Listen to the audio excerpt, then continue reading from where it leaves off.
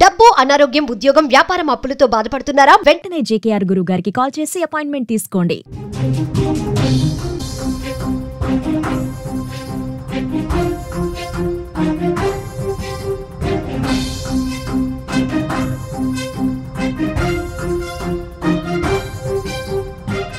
పాశమైలారంలో జరిగిన ప్రమాదంలో నవదంపతులు నిఖిల్ రెడ్డి, శ్రీరమ్య కాలి బూడిదైపోయారు. 2 నెలల క్రితమే వీళ్లకు పెళ్ళైంది. పెళ్ళైన తర్వాత వెంటనే విధుల్లో చేరారు. ఆషాఢ మాసం కావడంతో పెళ్లి సంబరాలను ఆషాఢం తర్వాత గ్రాండ్గా సెలబ్రేట్ చేసుకోవాలనుకున్నారు.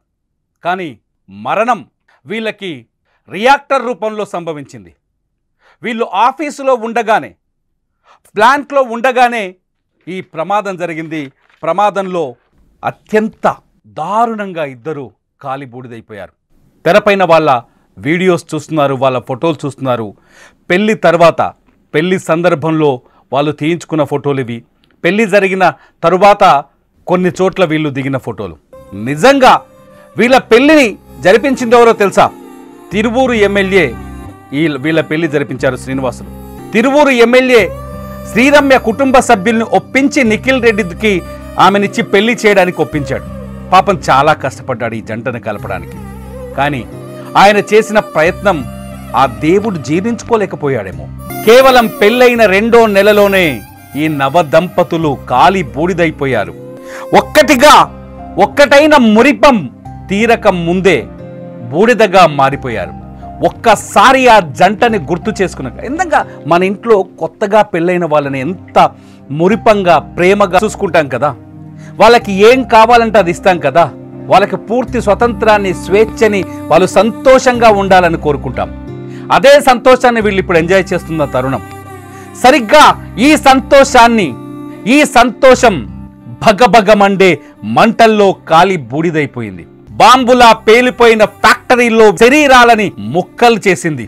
మృత్యువు ఊహించని విధంగా ఈ నవ దంపతులను కబలించింది. ఒక్కసారి శ్రీరమ్య ఇంటికి వెళ్దాం చూడండి. ఒక్కసారి శ్రీరమ్య ఇంటికి వెళ్దాం. ఆ కన్న తల్లి ఈ నవదంపతులను గుర్తు చేసుకొని బోరున విలపిస్తున్న తీరు చూస్తే గుండె ద్రవించిపోతుంది. ఒక్కసారి వినండి ఆ తల్లి ఆవేదనని, ఆక్రోదనని.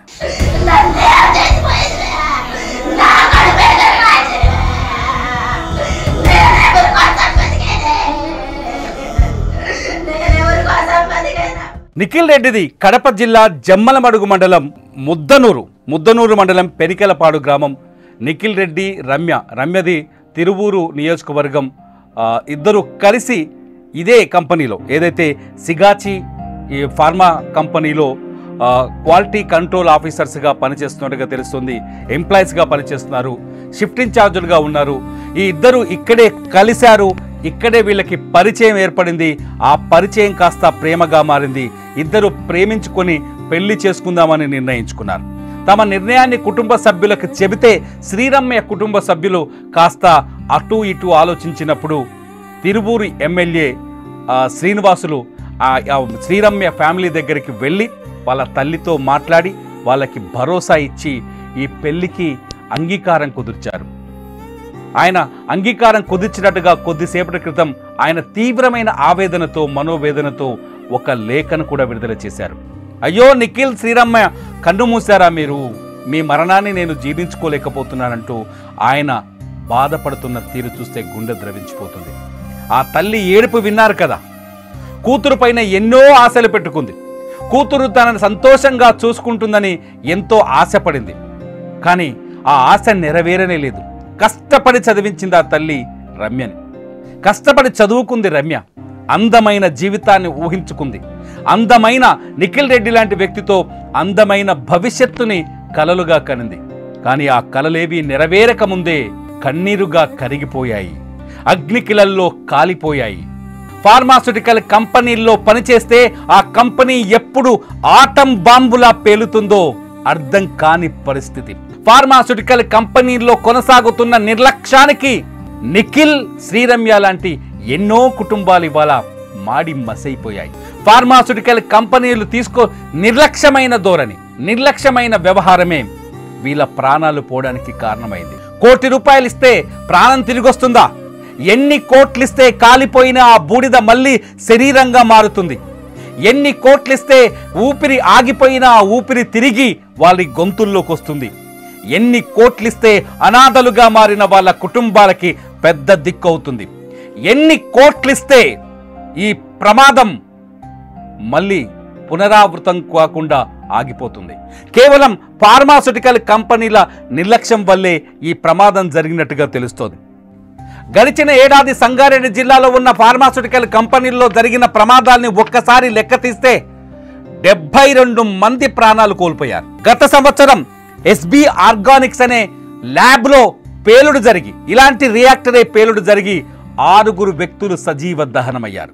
ఆ తర్వాత ఆ ఎస్బి ఆర్గానిక్స్ పైన కొంత విచారణ జరిగింది. ఆ తర్వాత అందరూ నోరు మూసుకున్నారు. ఫార్మా ల్యాబ్స్, ఫార్మా ఫ్యాక్టరీలో రెగ్యులర్గా ఈ ప్రమాదం జరుగుతూనే ఉంది. నిఖిల్ రెడ్డి, శ్రీరమ్య లాంటి మనుషులు తమ ప్రాణాల్ని బలిస్తున్నారు. ఫార్మాస్యూటికల్ కంపెనీల యజమానుల బెంజ్ కార్ల కోసం, 7 అంతస్తుల మేడల కోసం వాళ్ళ ప్రాణాల్ని బలిస్తున్నారు. ఒక్కసారి చూడండి ఆ విజువల్స్, చూడండి ఒక్కసారి పేలిపోయిన ఆ విజువల్స్ ను చూడండి. మనుషులు అనే వాళ్ళు ఇక్కడ మిగులుతారా? ఈ ప్రమాదాలకి కారణం ఏంటని ఒక్కసారిగా ఆరా తీస్తే చాలా స్పష్టంగా అర్థమవుతుంది. నైపుణ్యం లేని వారి చేత ప్రమాదకరమైన పరిస్థితుల్లో పని చేయించడం. ఎస్బి ఆర్గానిక్స్ కంపెనీ పేలుడు సమయంలో అప్పట్లో ప్రభుత్వ కమిటీ ఇన్స్పెక్టర్ ఆఫ్ ఫ్యాక్టరీస్ విభాగం చేసిన విచారణలో బయటపడ్డ కొన్ని విషయాల్ని మీ ముందుకు తీసుకొస్తున్నాను. నైపుణ్యం లేని వ్యక్తుల చేత పనులు చేయించడం. అంతే కదా, వీళ్ళు వెళ్తారు బీహార్ నుంచి, జార్ఖండ్ నుంచి, ఛత్తీస్గఢ్ నుంచి, ఒడిస్సా నుంచి 10th పాస్ అయినోడిని, ఇంటర్ ఫెయిల్ అయినోడిని, డిగ్రీ పూర్తి కానోడిని ఏజెన్సీల ద్వారా ఉద్యోగులుగా తీసుకొస్తారు. ఆ ఉద్యోగుల్ని తీసుకొచ్చి వీళ్ళని ఇక్కడ తక్కువ జీతానికి నియమించుకుంటారు. వాడికి ఏమీ తెలియదు, ప్రాక్టీస్ ఉండదు. ఇప్పుడు నిఖిల్ రెడ్డి, మన శ్రీరమ్య లాంటి వ్యక్తులు ఉంటారు కదా, వీళ్ళని ఒక టీం లీడర్గా తయారు చేసి వాళ్ళ కింద ఆ పనులు తెలియని వ్యక్తుల్ని పెట్టించి వీళ్ళ చేత అత్యంత ప్రమాదకర పరిస్థితుల్లో, భయంకరమైన పరిస్థితుల్లో పనులు చేయిస్తారు. అదే ఎస్బి ఆర్గానిక్స్ విషయంలో గతంలో బయటపడింది. 6 చనిపోయారు ఆ రోజు.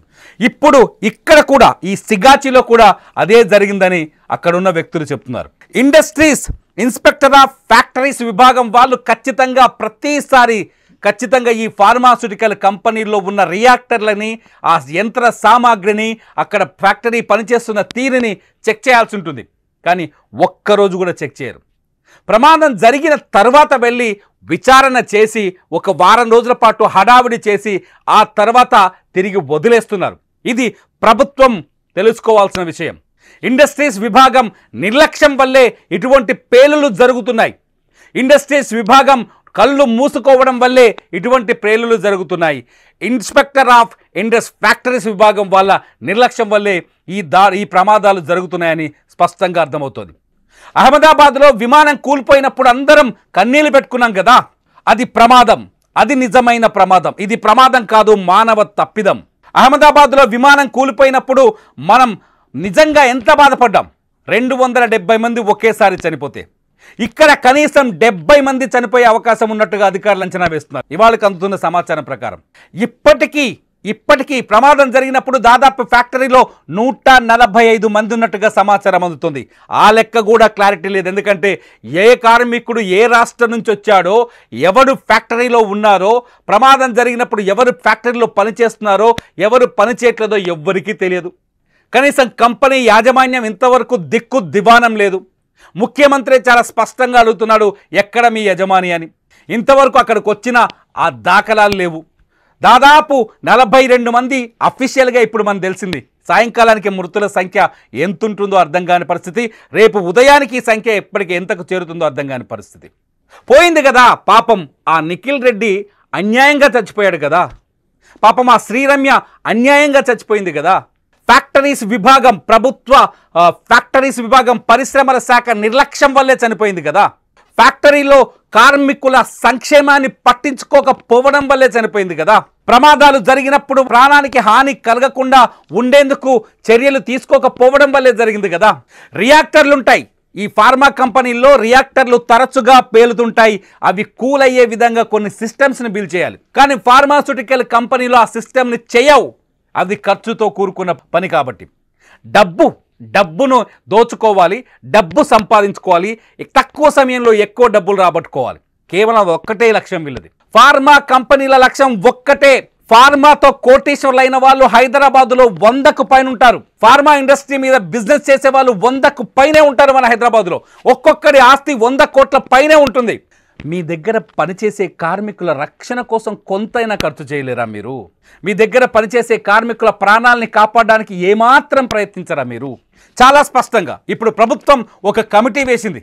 ప్రమాదానికి గల కారణాలు ఏంటనేది మన తెలంగాణ సీఎస్ సమక్షంలో ఈ కమిటీ విచారణ జరపాలని ముఖ్యమంత్రి రేవంత్ రెడ్డి ఆదేశాలు జారీ చేశారు. చూడండి, 4 రోజుల్లోనూ 5 రోజుల్లోనూ ఈ కమిటీ రిపోర్ట్ వస్తుంది. మళ్ళీ అదే జరుగుతుంది.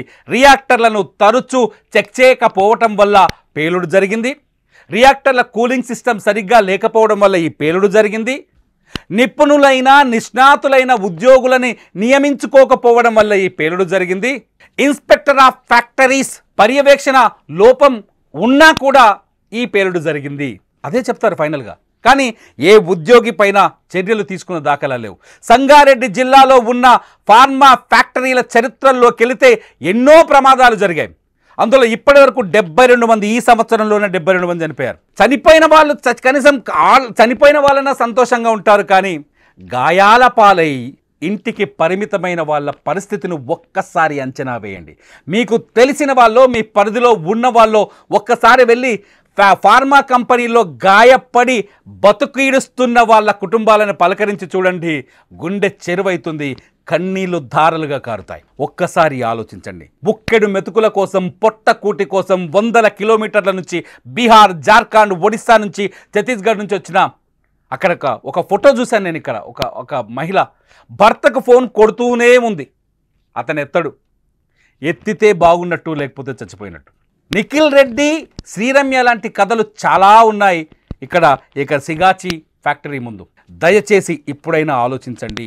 ఫార్మా కంపెనీల యాజమాన్యాలు ఆలోచించండి. మీ కంపెనీల నుంచి వస్తున్న విషంతో ఇప్పటికే కొన్ని వేల జీవితాలు నాశనం అవుతున్నాయి. కనీసం మీ కంపెనీలో పనిచేస్తున్న వాళ్ళ జీవితాల గురించి అయినా ఆలోచించండి. నేను చెప్తుంది తప్ప, నేను చెప్తుంది రాంగా? మీరేమనుకుంటున్నారు? నా మాటల్లో ఒక కోపం ఉందా, లేకపోతే విద్వేషం ఉందా, లేకపోతే బాధ ఉందా? మీరేమనుకుంటున్నారు? ఈ వీడియో కింద కామెంట్ చేయండి. చూస్తూనే ఉండండి అప్డేట్స్ కోసం సుమన్ టీవీ లైవ్, అట్లాగే సుమన్ టీవీ డిజిటల్ లైవ్.